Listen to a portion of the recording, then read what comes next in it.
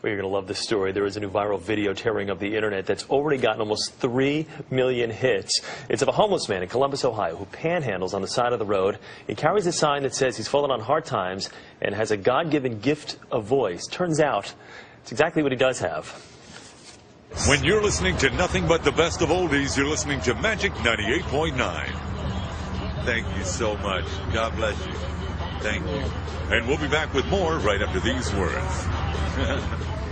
And that man's name is Ted Williams, and he joins us exclusively here on the early show this morning. Ted, good morning. How are you? I'm fine, thank you, and good morning to you too, sir. I just want to hear you talk. Ted, just read something, would you? First of all, congratulations. And let me just ask you right off the bat, what's it like to go from being homeless and on the side of the road with a sign in your hand to now overnight you are this sensation and people can't get enough of you right now?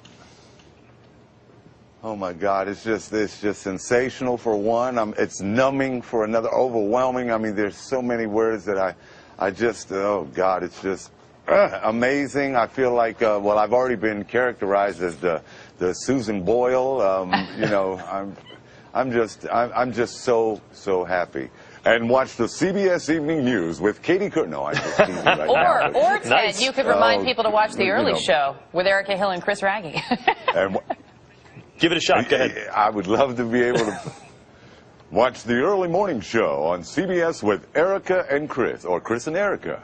Weekday morning. We've got right both here options. On CBS. Wonderful. Ted, have people started to, because I imagine you said it's sort of surreal, and I'm sure it's still sinking in, though. Have people started to come out of the woodwork? Anyone coming out and saying, oh, Ted, I remember you. I knew you had that voice way back when. Yes, ma'am. Well, some people have called me since then. I managed to get a cell phone, but people have called me and said, I knew you were going to do it eventually. I knew you, people. My mom is just really, I'm going to be going to New York hopefully this afternoon, and please, I apologize if I'm getting a little emotional. I haven't seen my mom in a great deal of time since then, but she doesn't believe it. She's 92 and she lives in Brooklyn, and I was born and raised in Brooklyn in the Bedford-Stuyvesant area, right in around Bergen and Buffalo, Atlantic Avenue, Flatbush, and that area.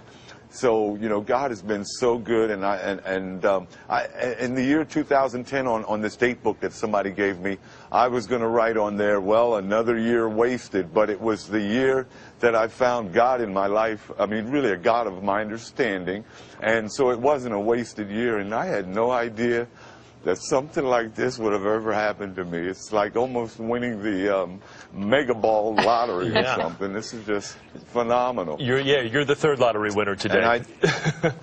Let me ask you this, Ted. You got your career got derailed through drugs and alcohol. You talked of that, and now you've been sober for what, 2 years now? Is that correct? About 2.5 years. About 2.5 years, and congratulations for this. So what now? What would you now like to do? How are you going to put this voice to use? Well, I would like to just have a job and a home, an apartment, or anything, to be able to cook in.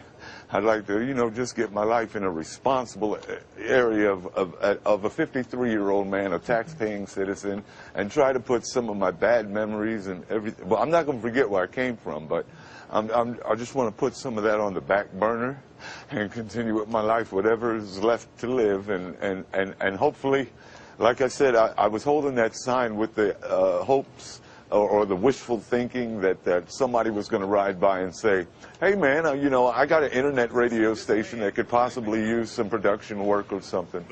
Well, clearly everything happens for a reason. There's a reason that you were there and that someone did drive by. You mentioned your mom and that you're headed here to New York. Your mom is 92, and this hasn't quite sunk in for her. You haven't seen her in a while. I imagine for her this is really a dream come true too. Was she worried that maybe you wouldn't be able to pull out of that low place where you had been? One of my biggest prayers that I sent out was that she would live long enough for me to see me, rebound or whatever. And I guess God kept her around, and He kept my pipes around, to maybe just have one more shot that I would be able to say, Mom, I did do it before. I might pass away before her or whatever, but my dad didn't get a chance to see this.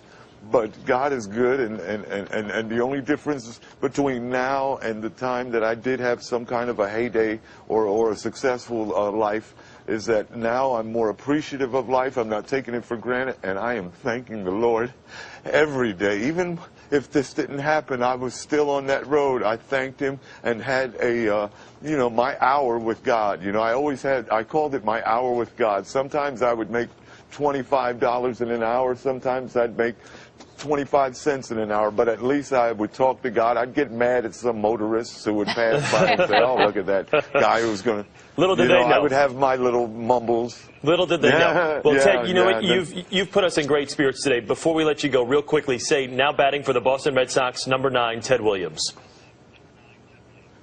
Now batting for the Boston Red Sox, number 9, Ted Williams. Ted, congratulations to you on your success. Good to talk with you, okay? Go get him, all right, buddy? Thank all right, that you was Ted so Williams. much. Yes, sir.